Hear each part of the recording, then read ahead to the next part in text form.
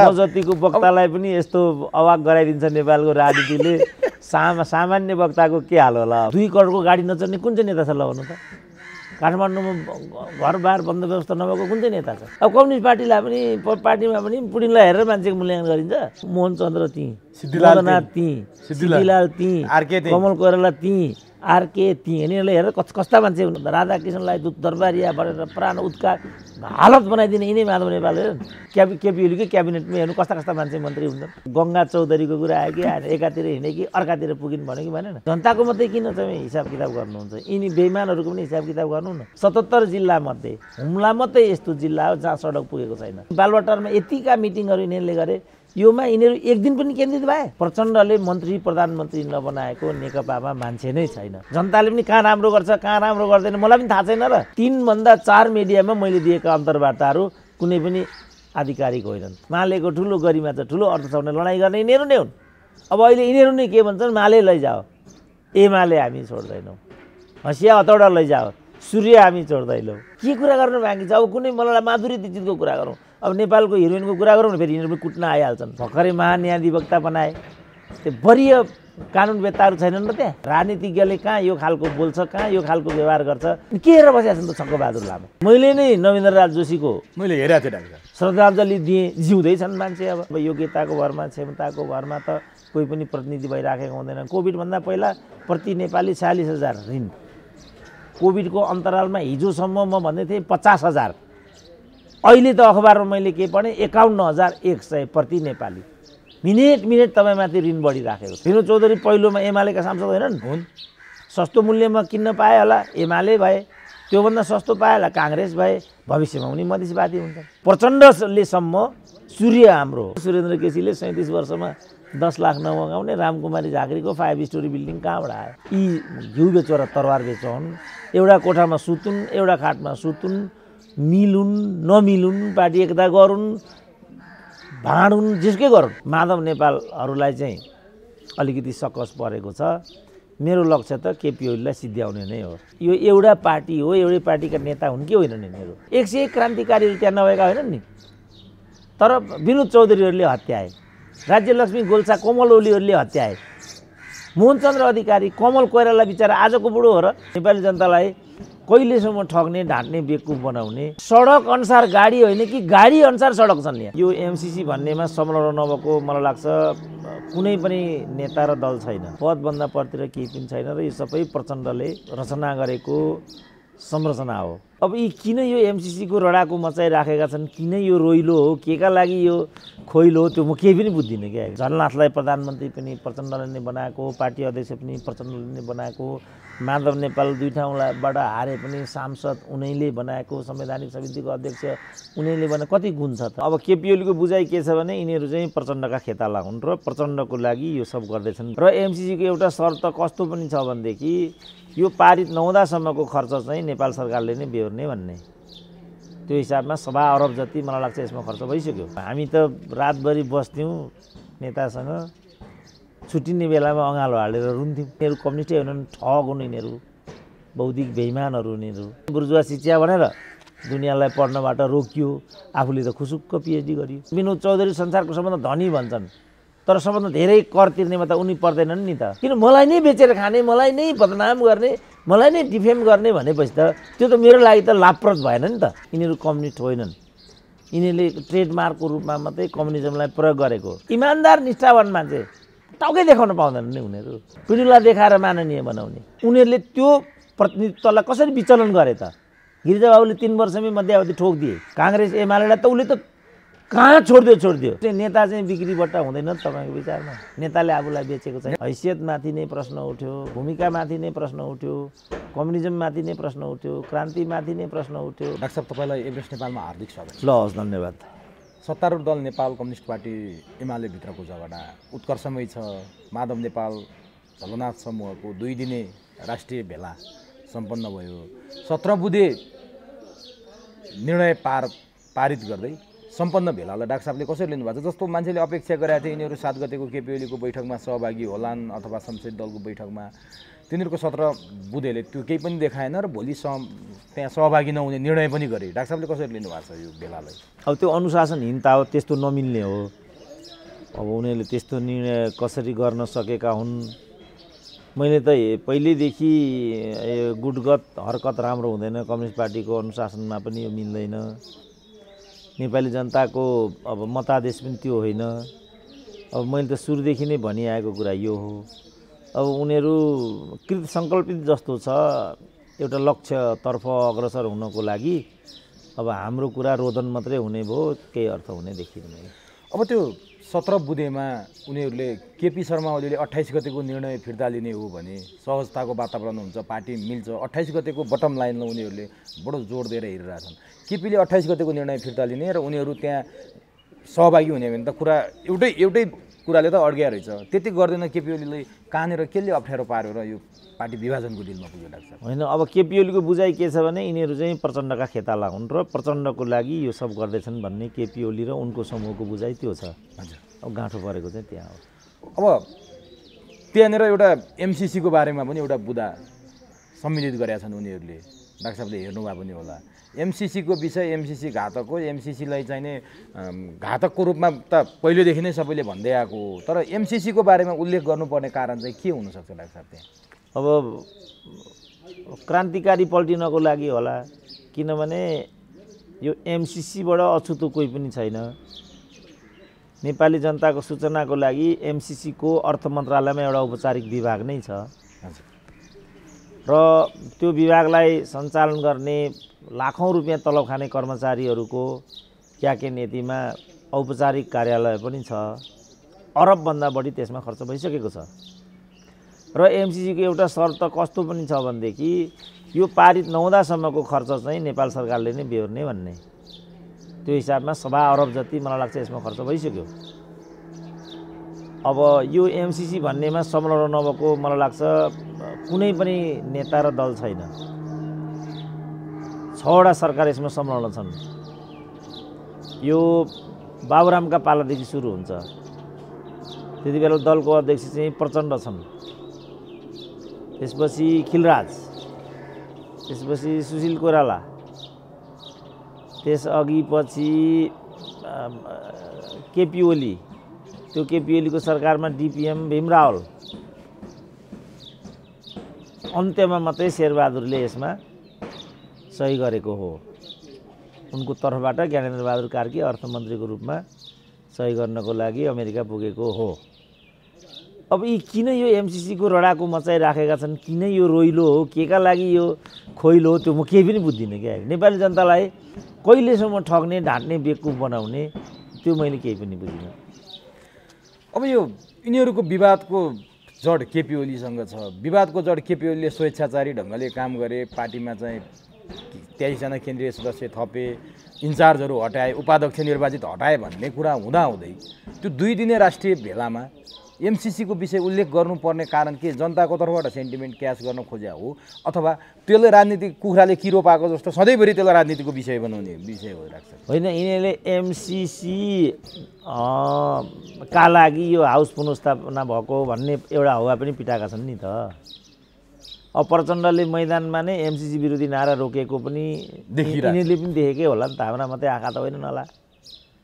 अब तिनै प्रचण्डसँग गठबन्धन गर्नको लागि यो सब हरकत गरेको भन्ने जो ओलीवालाको कुरा हो, त्यो मैले अघि पनि उल्लेख गरेँ। हजुर, यिनीहरू सुरुदेखि नै दिल्ली सम्झौता विरुद्ध भन्ने, 50 को सन्धि पुनरावलोकन गर्ने भन्ने, अनि महाकाली सन्धि भन्ने, गण्डकी भन्ने, कोशी भन्ने, अनि आफै त्यस्तै गर्दै हिँड्ने।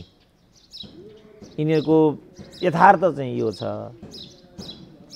अब नेपाली जनता पनि यस्तो वास्तविकतामा उभिने कि काल्पनिक कुरामा पिछलग्गु भएर हिँड्ने?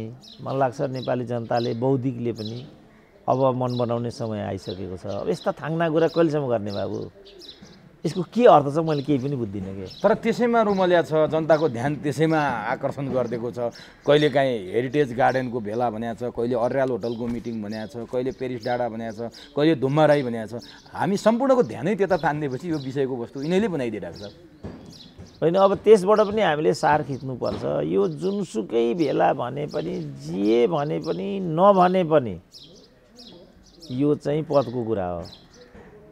पदभन्दा परतिर केही पनि छैन र यो सबै प्रचण्डले रचना गरेको संरचना हो। अब उनले सिन्धुलीमा गएर यो केही कुरा ढाँटेका पनि छैनन्। यो गरे अनि गाली गलौज गर्नमा मभन्दा अग्रसर माधव कुमार नेपाल नै भए। सम्पूर्ण नाङ्गो नाच्ने काम भयो। 17 बुँदे पनि हेडक्वार्टरको प्रहार थियो। 19 बुँदे चाहिँ आफ्नो ज्यानलाई धरापमा राखेर ल्याएको भन्यो उनले। त्यो सम्पूर्ण 19 बुँदे कि 17 बुँदे हो प्रचण्डको चाहिँ 19 बुँदे। त्यो 19 बुँदे चाहिँ मैले हेडक्वार्टरको टाउकोमा हान्नको लागि ल्याएको हुँ। सम्पूर्ण कुरा हुँ।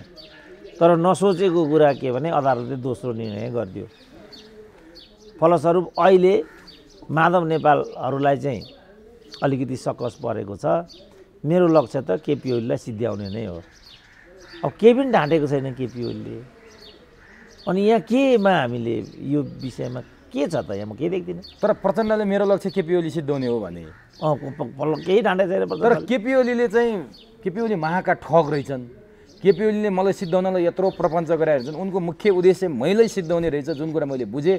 अब केपी ओलीसँग मेरो कुनै सहकार्य हुँदैन पनि भने त्यही त त्यो भनिराखेको। त्यो देख्दै पनि माधव नेपालहरू त्यही प्रचण्डतिर मुख लाएर बस्छन् भने अनि यो के हो त भन्ने कुरा पनि छलफलको विषय हुन्छ र भनेको के मैले। यो एउटा पार्टी हो, एउटै पार्टीका नेता हुन् कि होइनन् यिनीहरू? यदि एउटै पार्टीका नेता हुन् भने यो मिल्दैन। एउटै पार्टीभित्र यस्तो हरकत गुटबन्दी यस्तो भेला के पनि गर्न पाइँदैन। एउटै पार्टी, एउटै सिद्धान्त, एउटै विचार, एउटै देश, एउटै जनता हो भने अनि यो सब गर्न पाइन्छ त। यसमा हामीले पनि डिबेट गर्नु भनेको हामी पनि यस्तै चिजको अङ्ग हुन पुगिँदैन र भनेको। तर यो कम्युनिस्ट पार्टीमा त आजको दृष्टान्त आजको नजिर त होइन रहेछ डाक्टर साहब। माधव नेपालको मैले एउटा सञ्चार माध्यममा अन्तर्वार्ता सुनेको थिएँ। उति बेला जति बेला सिपी मैनाली र मदन भण्डारीहरूको बिचमा जुन झगडा थियो, त्यति बेला मदन भण्डारी र माधव नेपाल भारत जाँदाखेरि मदन भण्डारी र सिपी मैनाली एउटै कोठामा सुत्न समेत डराएका थिए। एउटाले अर्कोलाई विश्वास गर्दैनन्। यहाँ त ज्यानै लिने खतरा पनि हुन्छ कम्युनिस्ट पार्टीमा। मदन भण्डारी र सिपी मैनाली एउटै कोठामा सुत्न नसकेको त्यति बेलाको दृष्टान्त माधव नेपालले सुनाएका थिए। के त्यस्तै अवस्था थियो डाक्टर साहब त्यति बेला? अब मैले त त्यो पार्टीसँग म जहाँसम्म जोडिएँ त्यो अनुभवको आधारमा हेर्दाखेरि त त्यतिको मैत्रीपूर्ण र त्यतिको सुमधुर, त्यतिको मित्रवत भावना भएको संस्था त मैले अन्यत्र बिरलै देखेको हो। अब यिनीहरू नै माथि त्यसरी लड्थे भने त त्यो कुरा हामीलाई थाहा हुँदैन थियो। हामीसम्म आइपुग्दाखेरि चाहिँ त्यो यति पवित्र, यति मैत्रीपूर्ण के भन्ने। अब हामी त रातभरि बस्थ्यौँ नेतासँग, छुट्टिने बेलामा अँगालो हालेर रुन्थ्यौँ। हामीले चाहिँ यसरी चिनेको हो र यसरी नै यिनीहरू हुन् भनेर बुझेको हामीले चाहिँ। अब उनीहरू भित्रभित्र त्यो गर्थे भने त, किनभने पछि के देखियो भने यी जम्मै घडेरी, कोही स्कुलको नाममा, कोही नर्सिङ होमको नाममा, कोही अस्पतालको नाममा, कोही कलेजको नाममा करोडपतिको रूपमा देखा परे यी जम्मै। अब हामीलाई चाहिँ सादा विचार, उच्च विचार, सादा जीवन भनिन्थ्यो। सम्पूर्ण पार्टीको वैयक्तिक सम्पत्ति केही पनि होइन। बुर्जुवा शिक्षा पढ्नै पर्दैन हामीलाई भनेको चाहिँ यो थियो। त्यही घानमा परेर कैयौँ मान्छे बर्बाद भए, पढेनन्, लठुवा भए, आज पढ्नै पाएनन्। तिग्रा ठटार हिँडिरहेछन् अहिले बजारमा। ह्यान्ड टु माउथको प्रब्लम छ। यो रहेछ। अब हामीलाई चाहिँ दिएको मेसेज त यो थियो। अब उनीहरू एउटा कोठामा बस्नै डराउँथे, कुटाकुट गर्थे, लुचालुच गर्थे भने त अब त्यसैले मैले निष्कर्ष निकालेँ यिनीहरू कम्युनिस्टै होइनन्, ठग हुन् यिनीहरू, बौद्धिक बेइमानहरू यिनीहरू। मैले निष्कर्ष त्यसपछि यो निकालेको। अझै पनि उनीहरू यस्तो चाहिँ अन्टसन्ट बक्दै बोल्दै हिँड्छन् भने अब तलकाले विचार गर्नुपऱ्यो के हो भाइ, यो के हो? यो क्रान्ति भन्थे, हिजो जनयुद्ध भन्थे, लडाइँ भन्थे, यावत कुरा भन्थे, त्यो सब त केही होइन भन्ने कुरा अब त पुष्टि भयो। अब उनीहरूले विचार गर्नु पर्यो। अब मैले त विचार गरेर यिनीहरूको यही प्रवृत्तिलाई मध्यनजर गरेर यिनीहरूका मध्ये कैयौँसँग चाहिँ व्यवहार गरेर, आदान प्रदान गरेर अनुसन्धान गरेर यिनीहरूको बोली, यिनीहरूको गराई, यिनीहरूको भनाइ, यिनीहरूको आचरण, यिनीहरूको वैवाहिक सम्बन्ध, यिनीहरूको विदेश सम्बन्ध, यिनीहरूको आर्थिक सम्बन्ध, यिनीहरूको वर्गीय स्वरूप, स्थिति, कमाउने प्रणाली, दुनियाँका छोराछोरीलाई लडाउने प्रवृत्ति, आफ्ना छोराछोरीलाई रातो बङ्गलामा राखेर पढाउने, विदेशमा पिएचडी गराउने प्रवृत्ति हेरेर मैले निकालेको निष्कर्ष के भने नेपालका कम्युनिस्टहरू आधारभूत कम्युनिस्ट होइनन्, पढे लेखेका टाठाबाटा अवसरवादी वाममार्गी बौद्धिकहरू हुन्। मेरो चाहिँ निष्कर्ष यो हो। अब अहिले पनि कम्युनिस्ट पार्टी भनेर हिँड्ने कमरेडहरू यस चिजलाई देख्छन् कि देख्दैनन्, कसरी हेर्छन्, बुझ्छन् कि बुझ्दैनन्, त्यो चाहिँ म उनीहरूलाई जिम्मा दिन चाहन्छु। अब मैले चाहिँ अब पनि आफूलाई चाहिँ यस्तो कुरामा अल्मल्याउनु भनेको स्वयंलाई बर्बाद गर्ने कुरा हो। अघि पनि भने बुर्जुवा शिक्षा भनेर दुनियाँलाई पढ्नबाट रोकियो, आफूले त खुसुक्क पिएचडी गरियो, आफ्ना छोराछोरी त खुसुक्क रातो बङ्गलामा राखेर पढाइयो, छात्रवृत्तिमा चाहिँ विदेशमा एमबिबिएस गराइयो सबै होइन। आज सबै नेताका हेर्नु जम्मैका छोराछोरी अधिकांशका चाहिँ एमबिबिएसै छन्, डाक्टरै छन्। पछिल्लो उदाहरण हाम्रो नेत्रविक्रम चन्दका छोरा नै छन्। रोल्पाको मगर के गर्दैछ? ऊ त पढ्न आएको होइन होला चितवन कलेजमा, अहिले पनि त्यही छ समस्या। त्यसकारण यिनीहरूले यो जुन कम्युनिजमको नाममा जे भमण्डर गरिराखेका छन् यो ठगी हो। यो नेपाली समाज रूपान्तरण गर्ने कुरा होइन, यो गरिबको उत्थान गर्ने कुरा होइन। गरिबको उत्थान गर्ने कुरा हो भने उद्योग बन्द गर्दैन थियो नि, कार्पेट र गार्मेन्ट फ्याक्ट्री बन्द गर्दैन थियो नि, गोरखकाली रबर उद्योग, भिरकुटी कागज कारखाना बन्द गर्दा यो किन बन्द गरेको भनेर काङ्ग्रेससँग लोहा लिन्थ्यो नि, लिएन नि, लुसु पछि लागेर जागिर खायो नि त। त्यसकारण यो चिज अहिले पनि नबुझ्ने हो भने मेरो चाहिँ सहानुभूति चाहिँ यिनीहरूसँग केही पनि भन्नु छैन। तर यो चाहिँ क्रान्तिसँग सम्बन्धित छैन, यो एउटा महान एउटा हिमसँग सम्बन्धित छैन। यी घिउ बेचो र तरवार बेचो हुन्। एउटा कोठामा सुतुन्, एउटा खाटमा सुतुन्, मिलुन् नमिलुन्, पार्टी एकता गरून्, भाँडुन्, जेसुकै गरून्, तर एउटै कुरा के भने यो व्यवसाय हो, धन्दा हो। राजनीति धन्दा होइन, व्यवसाय होइन। अब यो कुरा नबुझ्ने हो भने तिनीहरूप्रति मेरो सहानुभूति चाहिँ किन भनौँ, रिसाइहाल्छन्, महिला कुट्न आइहाल्छन्, हाम्रा नेतालाई यसो भन्ने पर्दो हो उनीहरूलाई। नभनौँ, योभन्दा अर्को सत्य छैन। हाम्रो आँखा अगाडि ल भनौँ त अहिले पनि एमाले माओवादीमै भनौँ न, 2 करोडको गाडी नचढ्ने कुन चाहिँ नेता छ ल भन्नु त? काठमाडौँमा घरबार बन्द व्यवस्था नभएको कुन चाहिँ नेता छ? छोराछोरीलाई लन्डन न्युयोर्क राखेर नपढाउने, एमबिबिएस नपढाउने कुन चाहिँ नेता छ मलाई भनिदिन्छ? बाबुराम छन्, कुन चाहिँ छन्? देवेन्द्र पौडेल छन्, जनार्दन छन्, माधव नेपाल छन्, भीम रावल छन्, कुन चाहिँ छन्? त यति पनि थाहा पाउँदैनन् भने अब सबै कोसँग दुश्मनी लिने मैले? अब ऊ एउटाले भन्दै थियो सुरेन्द्र केसीले 37 वर्षमा 10 लाख नमगाउने, रामकुमारी झाँक्रीको 5 स्टोरी बिल्डिङ कहाँबाट आयो? अब उहाँ अखिलको नेताबाट रिटायर भएको छैन, उहाँ माननीय भइसक्यो, 5 तले घर बनिसक्यो, मन्त्री हुन हतार भइसक्यो, त्यसैको कलह हो यो। किन दिने बेलामा पिँडुला हेरेर दिन्छन् भन्ने कुरा त रघु पन्तले खुल्लम खुल्ला भनिहाले। अब कम्युनिस्ट पार्टीमा पनि पुडिनलाई हेरेर मान्छेको मूल्याङ्कन गरिन्छ। अब मोहनचन्द्र अधिकारीको अनुहार हिजो देखिहाल्नुभयो। यिनीहरू अवसरवादी र उपभोक्तावादी चाहिँ कस्ता छन् भने जब यिनीहरूलाई पुराना कमरेडहरू चाहियो हेर त त्यहाँ मोहनचन्द्र त्यहीँ, सिद्धिनाथ त्यहीँ, सिद्धिलाल त्यहीँ, कमल कोइराला त्यहीँ, आरके त्यहीँ, यिनीहरूले हेरेर कस्ता मान्छे हुन्। यसबाट पनि यिनीहरूले बुझ्नुपर्ने यी मान्छे कस्ता हुन् भनेर आजसम्म किन सम्झेनन्? आजसम्म तिनीहरू बिचरा फुटपाथमा थिए।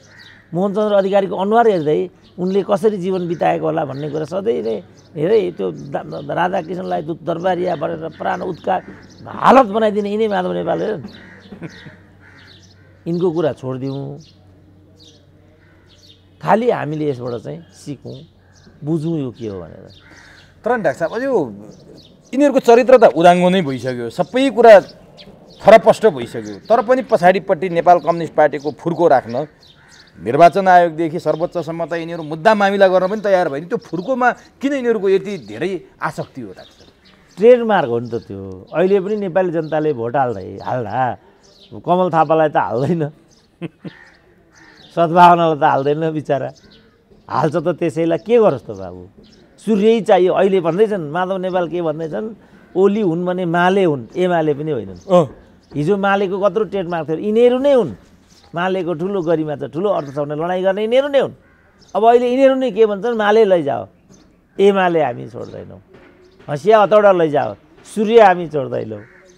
हाम्रा पालामा अखिलको चुनाव थियो कीर्तिपुरमा, अनि चुनाव घोषणापत्र लेख्ने बेलामा जनवादी लेख्ने कि जनतान्त्रिक लेख्ने भन्नेमा भएको द्वन्द्व काटाकाटमा रूपान्तरित भयो र त्यो काटाकाटको प्रभावस्वरूप हामीले निर्वाचन नै हार्नु पर्यो।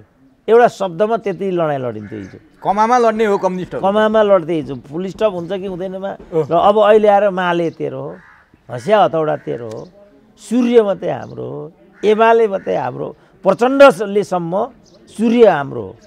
जसले मतपत्र च्याते छ सूर्य, यो हाम्रो भएन भनेदेखि कयामत हुन्छ प्रचण्डसम्मले। यस्ताको के कुरा गर्ने बाबु, के कुरा गर्न बाँकी छ? अब कुनै मलाई माधुरी दीक्षितको कुरा गरौँ, अब नेपालको हिरोइनको कुरा गरौँ न, फेरि यिनीहरू पनि कुट्न आइहाल्छन्, यिनको त नामै लिनु हुँदैन। मेरो विचारमा माधुरी दीक्षितको कुरा गरौँ, फेरि भारतीय दलाल भन्ला नि त, भारतको हिरोइनको गऱ्यो नेपालको हिरोइनको गरेन भने गाह्रो छ नि डाक्टर साहब। बरु गाउँमा भारी बोक्ने एकजना दिदीबहिनीको कुरा गरौँ के, जो पटपटी फुटेको खुट्टामा केही चप्पल जुत्ता पनि नलगाएर भोको पेटमा अगाडि पनि बच्चा पछाडि पनि बच्चा बोकेर हिँड्ने नेपाली दिदीबहिनी त छन् नि डाक्टर साहब। तिनलाई कम्युनिस्ट बनाउँदाहरूले कहिले देख्छन्? तिनले त देखेनन्। होइन, कम्युनिस्ट हुन् भने पहिलोचोटि उनीहरूको प्रथम दृष्टि नै त्यहीँ पर्छ। यिनीहरू त कम्युनिस्ट होइनन् के बाबा, यिनीहरू त कम्युनिस्ट नाममा राजनीतिक व्यवसाय गर्ने बौद्धिकहरू मात्रै हुन्।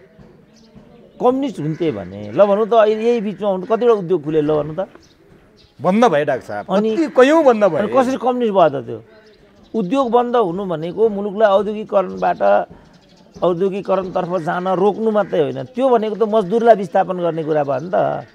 जस्तो बाँसबारी छाला जुत्ता कारखाना, भ्रिकुटी कागज कारखाना, गोरखकाली रबर उद्योग, हिमाल सिमेन्ट, हेटौँडा सिमेन्ट, यसको छोडिदिउँ कुरा।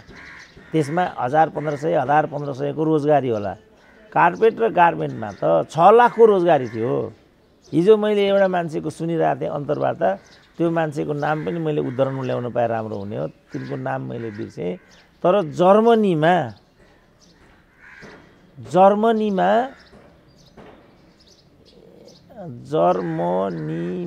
भनेपछि त्यो मान्छे चाहिँ जर्मनीमा नेपाल मेड कार्पेट बैठकमा राख्नु गौरवको कुरा हुन्थ्यो अरे क्या हिजो। Nepal made, we have got Nepal made carpet भन्न पाउँदा जर्मनी रइस व्यक्तिहरू गौरवको अनुभूति गर्थे अरे। पछि यिनीहरू नै यही एमाले माले भन्नेमै काम गर्ने डलरवादीहरूलाई प्रयोग गरेर यसमा चाहिँ बाल श्रमिक प्रयोग गरिन्छ भनेर त्यसको हुर्मत बदनाम गराएपछि एकै सटमा जर्मनीमा चाहिँ नेपालको कार्पेट जाने निर्यात व्यापार चाहिँ अवरुद्ध भयो एकै सटमा।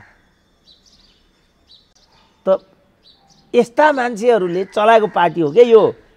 त्यसो भए पछिल्लो उदाहरण दिनु त डाक्टर साहब, हिजो बालुवाटारमा प्रधानमन्त्री केपी शर्मा ओलीले लगभग 250 जना उद्योगी व्यवसायीहरू, जो पनि नाम चलेका उद्योगी व्यवसायीहरूलाई पार्टी प्रवेश गराउनु भयो। यति बेला उद्योगी व्यवसायीलाई पार्टीमा खाँचो हो कि युवा जसले पार्टी बनाउन हिजो चाहिँ रगत बगाए, तपाईँले अघि भनिहाल्नुभयो, ती युवा ती गाउँका ग्रामीण बस्तीका चाहिँ मान्छेहरूलाई पार्टीतिर आकर्षित गर्नुपर्ने हो कि मुठीभरका चाहिँ उद्योग व्यवसायलाई चाहिँ पार्टीमा प्रवेश गराएर फेरि पुँजीवाद के भन्छन् नि, पुँजीको फेरि त्यस्तो सेवा गर्नुपर्ने हो डाक्टर? होइन, पहिलो कुरा त ती को हुन् भन्ने त्यो विषय हो। त्यसपछि पार्टी प्रवेशको अहिलेको साइट किन भन्ने त्यो भयो। त्यसपछि त्यसको आशय के हो भन्ने हो। यसैमा डिबेट गरौँ न डाक्टर साहब। होइन, अब त्यो नबुझिकन भन्यो भने त्यो अपरिपक्व हुन्छ। मैले सुनेको चाहिँ यो राजस्व इत्यादिसँग जोडिएका कुनै न कुनै प्रकारले राज्य ठग्ने हस्तीहरू त्यो बहानामा फेरि राज्यलाई ठग्ने दुराशयबाट त्यहाँ प्रवेश गर्दैछन् भनेर मैले खालि सोसियल मिडियाको त अहिले भर गर्ने स्थिति त भएन। तर प्रवेश चाहिँ गरिसके डाक्टर साहब। जस्तो अस्ति भर्खरै उद्योग वाणिज्य महासङ्घको उपाध्यक्ष वरिष्ठ उपाध्यक्षकोलाई दाबी गरेका अथवा हारेका किशोर प्रधानको नेतृत्वमा गरेका छन्। फेरि नाम कहलेका व्यापारीहरू व्यवसायीहरू गरेका छन्। होइन प्रवेश गरेको कुरामा दुई मत नगरौँ भने पनि मैले भने नि अब सोसियल मिडिया मैले त्यो देखेँ जस्तो नेपालमा उद्यमीहरू पनि मूलत फेक इन्डस्ट्री चलाउँछन् सुन व्यापार गर्छन् त जस्तो राजनीति छ व्यापार पनि उद्योग पनि त्यस्तै छ एसेम्ब्लिङ चाहिँ इकोनोमी नै हो यो देशको त इन्डिजिनियस इकोनोमी त हाम्रो देशमा अलमोस्ट छैन यस्तै खालका जस्तो अस्ति हामीले देख्यौँ नि यो पिपिए जुन पिपिए प्रकरणमा चाहिँ हामीले रङ्गे हात एकजना मारवाडीले सबभन्दा ठुलो व्यापारी चाहिँ पक्राउ पर्यो नि त होइन अब यिनीहरू अब भनौँ न विनोद चौधरी संसारको सबभन्दा धनी भन्छन् तर सबभन्दा धेरै कर तिर्नेमा त उनी पर्दैनन् नि त फेरि भ्याट छल्नेमा यिनीहरूकै नाम छ अब यिनीहरू भ्याट छली गर्नेहरू हुन् कि मैले भन्न खोजेको चाहिँ के थियो भने सोसियल मिडियालाई पनि भर गर्ने कुरा अब दुरुह किन भयो भनेदेखि अब हाम्रो नवीन्द्र राज जोशी त अहिले पनि भेन्टिलेटरमा जीवन मृत्युसँग त लडि नै रहेका छन् नि हामी जम्मै लागेर उनको त सुस्वास्थ्यको कामना गर्नुपर्ने र उनलाई त त्यहाँबाट सग्लो निकाल्नुपर्ने मानव मात्रको एउटा हैसियतमा त गर्नुपर्ने त यो थियो नि तर हामी श्रद्धाञ्जली दिनेमा चाहिँ अग्रसर छौँ फलस्वरूप मेरा एकजना धरानका अग्रज स्वयं प्रकाश पोखरेल यस्तै के नाम थियो होइन तिनी दिवंगत भएको कुरा मैले फेरि सोसियल मिडियामा देखेँ मैले श्रद्धाञ्जली दिन पनि डराएँ किनभने यो पनि सोसियल मिडियाको धन्दा हो कि अब मैले के निर्णय गरेँ भने मैले श्रद्धाञ्जली भन्ने चिज दिनै छोडिदिन्छु भन्ने मैले हिजोको घटनाबाट पाठ सिकेँ मैले नै नवीन्द्र राज जोशीको मैले हेरेको थिएँ डाक्टर श्रद्धाञ्जली दिएँ जिउँदैछन् मान्छे अब यहाँ त चाहिँ के मात्रै गर्दैनन् यिनीहरूले अब मैले कति अन्तर्वार्ता दिएको हुन्छु 3 वर्ष अगाडि दिएको हुन्छु 3 घन्टा अगाडिको अन्तर्वार्ता भनेर हालिदिन्छ विराटनगरमा हुन्छु हिन्दू सभालाई सम्बोधन गर्दै सुरेन्द्र केसी भनिदिन्छ अब यस्तोको त भर गर्ने कुरा केही पनि आएन र अहिले अब मलाई भन्न बाँकी के मात्रै छ भने 3 भन्दा 4 मिडियामा मैले दिएका अन्तर्वार्ताहरू कुनै पनि आधिकारिक होइनन् मलाई यो भन्न मात्रै बाँकी छ र म ढिलो चाँडो यो भन्छु किन मलाई नै बेचेर खाने मलाई नै बदनाम गर्ने मलाई नै डिफेम गर्ने भनेपछि त त्यो त मेरो लागि त लाभप्रद भएन नि त मैले त अगाडि आउनु पर्यो नि त आफैलाई लिएर त्यसकारण यो खालको जुन हाम्रो मिडियाबाजी यो खालको पार्टी प्रवेश यो खालको पार्टी राजनीति यो खालको कम्युनिजम यो खालको डेमोक्रेसी शेरबहादुर नै भनौँ न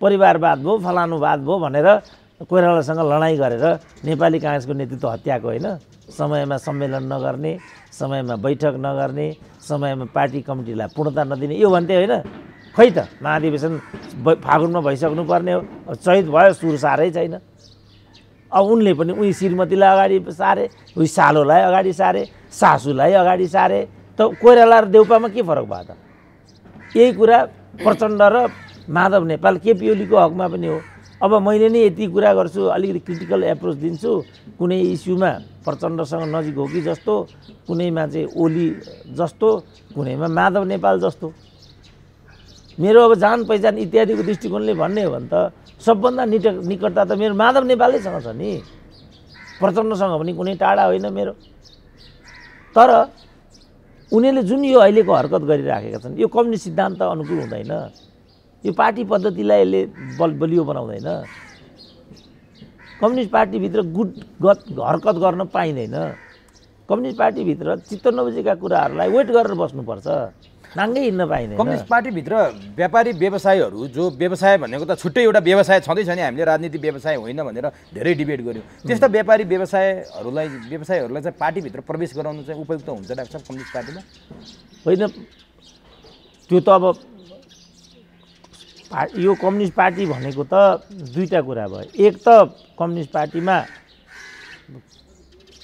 कम्युनिस्ट ध्येयप्रति प्रतिबद्ध मानिसहरूलाई नै सदस्यता दिने हो कि भन्ने एउटा यो अर्को मास पार्टी हुने बित्तिको क्याडर्स पार्टी हुँदा तपाईँले भनेको कुरा हो तर मास पार्टी भयो भने त जो पनि हुने हो नि त अब यी मास पार्टी भइसक्यो भने आफूले त क्याडर बेस पार्टीको रूपमा व्याख्या विश्लेषण त गर्थे नि यिनले अब अहिले अब त्यही त मैले भने मैले अघि तपाईँलाई भनेको कुराको पनि यो कम्युनिस्टसँग सम्बन्धित छैन यिनीहरू कम्युनिस्ट होइनन् यिनीहरूले ट्रेडमार्कको रूपमा मात्रै कम्युनिजमलाई प्रयोग गरेको सही अर्थमा यिनीहरू कम्युनिस्ट होइनन् भन्न मैले अघि उल्लेख गर्नुको कारण अहिले पुष्टि भयो आएर अब अनि यो व्यापारी त परिवेश जहिले पनि पुष्टि छ। यो त जबरजस्ती तपाईँहरूले गरेको मात्रै हो र यिनीहरूले भनेको मात्रै हो। ए बाबा यिनीहरू भनौँ रघु पन्तले नै बोलेको हेरौँ, प्रचण्डले नै गरेको हेरौँ, सम्पूर्ण कुरा हेरौँ न। त्यो कम्युनिजम मैले भने नि त्यसो पनि के चाहिँ कम्युनिजम हो त भन्छन् क्या मान्छेले। मैले त्यो पनि क्लियर गरिदिइसकेँ। उत्पादनका साधनमाथिको सामाजिकीकरण र प्रत्येकलाई आवश्यकताअनुसार प्रत्येकको क्षमताअनुसारको सिद्धान्त नै कम्युनिजम हो। त यहाँ उत्पादनका साधनमाथि सामाजिकीकरणको कुरा त छोडिदिइहालौँ। उद्योग खोलेर मजदुरलाई अवसर दिने, रोजगारी दिने, कृषि उपजलाई बजार ग्यारेन्टी गरिदिने, आधुनिकीकरण गरिदिने, मेसिनिकीकरण गरिदिने केही कुरा छ त छेउ केही छ त भने नि। घरै मात्रै बनाउने, गाडी मात्रै चलाउने, गाडीयै मात्रै चढ्ने मात्रै छ त। अनि यो त प्रत्येकलाई आवश्यकताअनुसार प्रत्येकबाट क्षमताअनुसार त कहाँ हो। सडक अनुसार गाडी होइन कि गाडी अनुसार सडक छन् यहाँ। सडक अनुसार गाडी हुनुपर्ने कि गाडी अनुसार सडक हुनुपर्ने? सडक अनुसार गाडी हुनु पर्यो। त भनेपछि प्रत्येकलाई आवश्यकताअनुसार प्रत्येकबाट क्षमताअनुसार भन्ने त कुरै छैन यहाँ। त्यस कारणले कम्युनिजम त के, वामपन्थ त के, एउटा देशभक्तपूर्ण आन्दोलन पनि यो हो भन्ने कुरामा मलाई अब शङ्का आउन थाल्यो। कम्युनिजम त कहाँ रह्यो। जस्तो मलाई नै भन्यो भने 1950 को दशकको कम्युनिजम त यहाँ अहिले चल्दैन, म आफै भन्छु नि। तर हाम्रो जस्तो मुलुकमा हैन, देशलाई औद्योगिकरणमा लैजाने, रोजगारीको दायरा विस्तृत गर्ने, कृषि बजारको ग्यारेन्टी गरिदिने। अब उखु कृषकको भुक्तानी, साहुले उखुबाट चिनी उत्पादन गरेर अरब रुपियाँ कमाइसक्यो। साहुले एउटैले 22 करोडसम्म रोकेर राखेको रहेछ। नेपाली काङ्ग्रेसको उपनेता भने लुम्बिनी प्रदेशको किसान वहाँ रोएर माइती घरमा आएर अनसन बस्छ। अब त्यो कम्युनिस्टको कार्यकर्ताले किन किसानलाई रुवाएको भन्दैन भने अनि कहाँ यहाँ कम्युनिजम सम्बन्धित छ। त्यसो भने डाक्टर साहबले त नजिकबाट यिनीहरूसँग पहिला भनिहाल्नु भने कम्युनिस्टमा हामी यसरी लाग्यौँ योसम्मको गऱ्यौँ भन्नुभयो नि। 2006 सालमा स्थापना भएको कम्युनिस्ट पार्टीको अलिकति पनि त्यान्द्रो, कम्युनिस्टको त्यान्द्रो, आशाको त्यान्द्रो चाहिँ कहिलेसम्म बाँकी थियो? त्यो दियो, धिपधिपे दियो, कहिलेसम्म बल्या थियो र त्यो निभियो कहिले? होइन, त्यो त अहिले पनि छ। तर उनीहरू चाहिँ अल्पसङ्ख्यकमा परे। फटार बेइमानहरूको मूल प्रवाहीकरण भयो। उनीहरूले नेतृत्व हत्याए। पिडुलाको आधारमा जब यिनीहरूले पद प्रतिष्ठा बेचबिखन गर्न थाले त्यसपछि यो समाप्त भएको। अब भनौँ न, प्रचण्डले जनयुद्ध गरे। जनयुद्धसम्म त यो जीवन्त थियो नि त। त्यसपछि शान्ति प्रक्रियामा आए। छोरी बुहारी स्वास्नी भएटामा पुगे। अनि ठुल्ठुला साहुहरूलाई, प्रहरीका आइजी, सेनाका जनरलहरूलाई, सूर्यबहादुर सेन ओलीहरूलाई बोक्ने त यिनै हुन् नि त। त्यसको होडबाजीमा अब केपी ओलीहरू पनि व्यवसायहरूलाई प्रवेश गराउन थाल्यो। के राज्यलक्ष्मी गोल्छा, विनोद चौधरी पनि त एमालेका सांसद हुन् नि। विनोद चौधरी पहिलोमा एमालेका सांसद होइनन्? हुन्। सस्तो मूल्यमा किन्न पाए होला, एमाले भए। त्योभन्दा सस्तो पाए होला, काङ्ग्रेस भए। भविष्यमा उनी मधेसवादी हुन्छन्। हाम्रो सिपी मैनालीले त राजेन्द्र खेतानलाई 1 सिट बेचे। भने धिपधिपे दियो कहाँ छ त अब त्यो? होइन, कम्युनिस्टको होइन, अझै पनि छन्। तर तिनीहरू सुसुप्त छन्, दमित अवस्थामा छन्। उनीहरूको आवाज चाहिँ बाहिर छैन।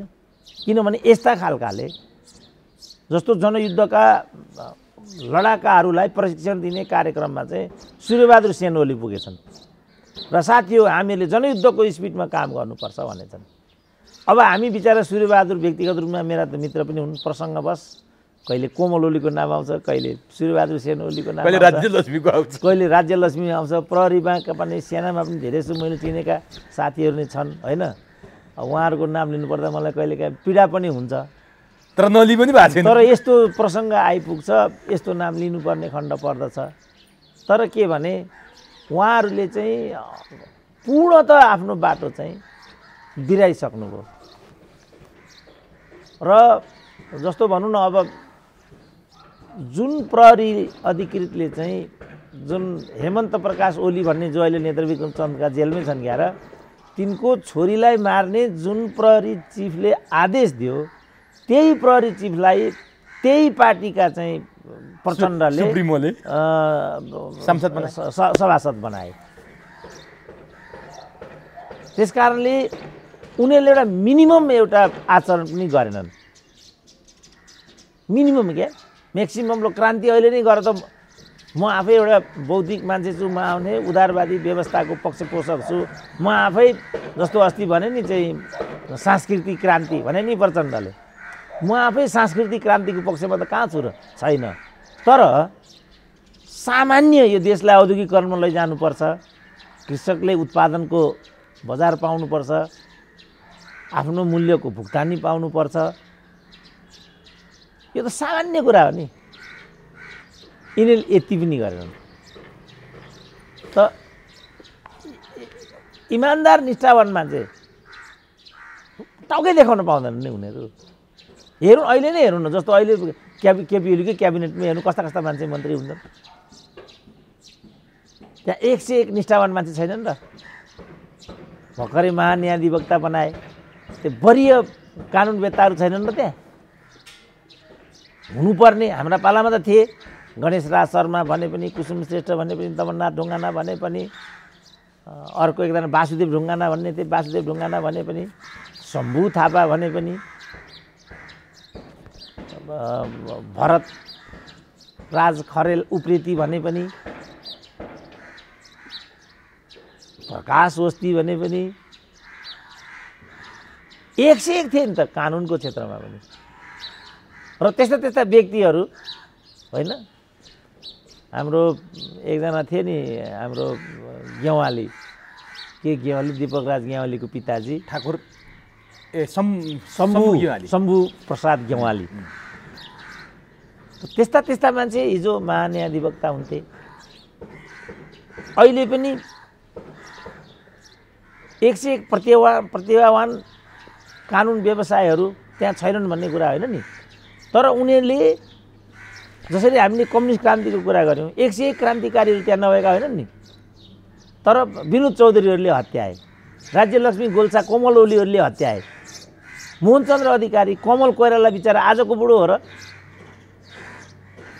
सिद्धिलाल सिंह आजको कम्युनिस्ट हुन् र। त्यसपछि आजको दिन आएको छ। यो चरम उपभोक्तावाद र भ्रष्टीकरणको शिकार भयो। यो पिडुला देखाएर माननीय बनाउने। तर जनताहरू यही कुरामा हुर्र लागेका छन्, यसैलाई मानेका छन्। क्रान्तिकारी खोज्दैनन्, जसले पैसा छर्यो, जसले पैसामा पद किन्यो, तिनै प्रतिष्ठित छन् त आज समाजमा। होइन, अब जनताकै कुरा गर्ने हो भने त जनताले तपाईँले भने जस्तो मात्रै पनि गरेका छैनन्। किनभने 47 को परिवर्तन लगत्तै पुरानो पार्टी भनेर काङ्ग्रेसलाई 1 नम्बर गराए, त्यति बेर एमालेलाई 2 नम्बर गराए। शक्ति सन्तुलन पनि मिलाइराख्नुपर्छ, यिनीहरूले फटाइ गर्छन् कि भन्ने हिसाबले त्यो पनि हिसाब गरेर काङ्ग्रेसलाई 110, एमालेलाई 69 सिट दिए होइन। त्यसपछि उनीहरूले विचलन गर्न थाले नि भाउ। तपाईँहरू प्रोपर हुनु न। नेताले त्यो तरिकाले मतदान गर्यो, तर उनीहरूले त्यो प्रतिनिधित्वलाई कसरी विचलन गरे त? गिरिजाबाबुले 3 वर्षमै मध्यावधि ठोकिदिए। एमाले पनि चाहिँ प्रगतिशील भूमिका, वामपन्थी भूमिका खेल्नुको सट्टा अवसरवादी भूमिका खेल्यो। जनताले केही पनि गलत गरेको छैन। त्यसपछि मध्यावधिमा होमिदिए देशलाई। जनता जबरजस्ती बाँडिए तैपनि जनताले फेरि ठिक गर्यो। गिरिजाले चाहिँ दिएको मतमाथि घात गरेको हुनाले भनेर गिरिजालाई प्रतिपक्षमा पुर्याइदियो, एमालेलाई ठुलो पार्टीमा ल्याइदियो। Again people's are good. जनता ठिक नै गरिरहेछ जनताले यहाँ पनि। त्यसपछि समय बढ्दै गयो, माओवादीको लफडा आयो। माओवादीले जनयुद्ध गरेको, क्रान्ति गरेको भनेको हुनाले जनताले फेरि लौ न त भनेर त्यही क्रान्तिकारीलाई संविधान सभामा 1 नम्बर बनाइदियो नि जनताले। काङ्ग्रेस एमालेलाई त उसले त कहाँ छोडिदियो। काङ्ग्रेसलाई 37 सिटमा, एमालेलाई 33मा लगेर छोडिदियो। जनताले यहाँ पनि जनताले आफ्नो हैसियत देखायो कि देखाएन। त्यसपछि माओवादी पनि काङ्ग्रेस एमाले जस्तै दोकानेर छ, बेचेर खाँदो रहेछ, माछा व्यवसायी जस्तै रहेछ भन्ने थाहा पाएपछि दोस्रो संविधान सभामा के गर्यो जनताले ल भन्नु त माओवादीले फेरि धुलो चटाइदियो फेरि धुलो चटाइदियो अनि तपाईँ जनतालाई नमुच्नु तर नि मैले यो बुझेँ किनभने नि माओवादी जनयुद्ध गरेका 10 वर्ष प्रचण्डको त हाई थियो नि डाक्टर साहब सबैले त्यति बेला मानेकै हो प्रचण्डलाई अहिले पो प्रचण्ड पुष्पकमल भएर तर प्रचण्डले के भने अस्ति एउटा कार्यक्रममा भने यो जनताको दोष हो जनताले नेता बिगारे भनेर भन्यो के प्रचण्डले अब त्यहाँबाट प्रचण्डको लेभल थाहा हुन्छ जस्तो मैले अहिले भनौँ न मैले जनताको मैले गौरव गाथा गाएँ कि गाइनँ गाउनु मलाई पनि थाहा छ नि जनतालाई आलोचनात्मक इत्यादि भन्न म सक्दिनँ र जनताले पनि कहाँ राम्रो गर्छ कहाँ राम्रो गर्दैन मलाई पनि थाहा छैन र तर जनतालाई कहिले पनि गाली गर्नु हुँदैन तर कतिपयले के भन्छन् भने नि डाक्टर साहब जनता भनेको यस्तो भयो जनतालाई यस्तो बनाए राजनीतिक दलले एक प्लेट चिउरा मासुमा नि बिक्ने भयो रक्सीमा बिक्ने भयो पैसामा बिक्ने भयो यहाँ त निष्ठाको राजनीति गर्नलाई भोट हाल्ने भएन जसले पैसा फ्याँको जसले चाहिँ खान दियो जसले जागिर दिन्छु छोराछोरीलाई भन्यो त्यही भोट हाल्ने भयो जनता भनेर फेरि यिनै भन्छन् कि डाक्टर साहब होइन अनि ऊ चाहिँ नेता चाहिँ बिक्री बट्टा हुँदैन तपाईँको विचारमा नेताले आफूलाई बेचेको चाहिँ नेता त करोडौँमा बिक्ने भयो अहिले नै उनीहरू करोडमा लिलाममा छन् भन्ने छ योभन्दा पहिला अनेक पटक उनीहरूले सुरा भन्यो सुन्दरी भन्यो ब्याङ्कक भन्यो अनि त्यो चाहिँ खोइ त तपाईँ त्यसको हिसाब गर्नुहुन्न जनताको मात्रै किन तपाईँ हिसाब किताब गर्नुहुन्छ यिनी बेइमानहरूको पनि हिसाब किताब गर्नु न अहिले अब हाम्रै गङ्गा चौधरीको कुरा आयो कि एकातिर हिँडे कि अर्कातिर पुगिन् भन्यो कि भनेन जनताको कुरा छोडिदिउँ जनताको नेता त यस्तो हुन्छ भने जनता बिचरा कहाँबाट अलिकति समय निकालेर कहाँबाट के निकालेर ऊ चाहिँ राजनीतिको मन्डीमा आइपुग्छ होला त्यसपछि उनीहरूलाई चाहिँ दुरुपयोग गरिएको छ जनतालाई नमुचौँ त्यो गङ्गा चौधरीको डाक्टर साहबले प्रसङ्ग ल्याएपछि मलाई एउटा प्रश्न सोध्न मन लाग्यो अस्ति एमालेको माधव झलनाथ समूहको जुन हेरिटेज गार्डनमा छलफल भइरहेको थियो केपी ओलीले त्यही बेला संसदीय दलको बैठक बोलाइदिइसकेपछि माधव झलनाथहरू पनि संसदीय दलको बैठकमा जाने तयार भए सञ्चार माध्यमले भर्र समाचार लेखे तर आउँदै सिंहदरबार आइपुगेका सांसदलाई फेरि बिहाको हुन निर्देशन आयो त्यो अदृश्य शक्ति त्यो अदृश्य निर्देशन कहाँबाट आएको थियो डाक्टर साहब त्यही भुमरामा परे हो नि गङ्गा चौधरी जाने पनि भने फर्किने पनि भने वास्तविकता त्यो थियो त्यो अदृश्य निर्देशन कहाँबाट कसरी आयो अब त्यो त बाबु एउटा टिभीमा अन्तर्वार्ता दिन भनेर 10 वर्ष अगाडि म अगाडि बढेर शहीद गेट पुगेँ हजुर शहीद गेट पुगेपछि डाक्टर साहब अन्तर्वार्ता स्थगन भयो हजुरले नआए पनि भयो भनिदियो अदृश्य शक्ति चाहिँ पनि छ बाबु तपाईँहरू खालि जनताका प्रतिनिधि जनता फलानुलाई मात्रै मुच्नुहुन्छ त्यसको शिकार त तपाईँहरू नै हुनुहुन्छ त्यसकारण नेपालीहरू मुख्य कुरा के भने आत्मनिर्भर छैनन् आफ्नो खुट्टामा उभिएका छैनन् सानो सुती खेती गरेर मुस्किलले पेट पाल्ने यो ठाउँमा उनीहरू छन् फलस्वरूप उनीहरू कति अवस्थामा दिग्भ्रमित होलान् कतिपय ठाउँमा बडाबड होला कति ठाउँमा लिलाम हुन्छ होला कतिपय ठाउँमा तपाईँलाई थाहै नपाइकन परबाट अर्काले तपाईँलाई बेचिसकेको हुन्छ होला अब यिनीहरूको कुरा पनि यही हो यो पनि अब योग्यताको भरमा क्षमताको भरमा त कोही पनि प्रतिनिधि भइराखेको हुँदैन गुटबन्दीको आधारमा तिमीबाट यो भनिरहेको हुन्छ उहाँबाट ओ भनिरहेको हुन्छ आफ्नो स्वास्नी लगिराखेका हुन्छन् आफ्नो ज्वाइँ लगिरहेका हुन्छन् अब यस्ताको तपाईँ के कुरा होइन कतिपयले के भने यो त आश्चर्यको विषय भएको थियो डाक्टर साहब कतिपयले के भने यो सिन्धुलीबाट आयो प्रचण्डलाई है सिन्धुलीबाट टेलिफोन आयो अथवा कतिपयले दक्षिणबाटै आभा आयो आभा पहिला प्रयोग हुन्थ्यो नि डाक्टर साहब यसकारण यो भएको हो यो कहीँबाट सञ्चालित थिए त्यसकारण भयो भन्नेहरूले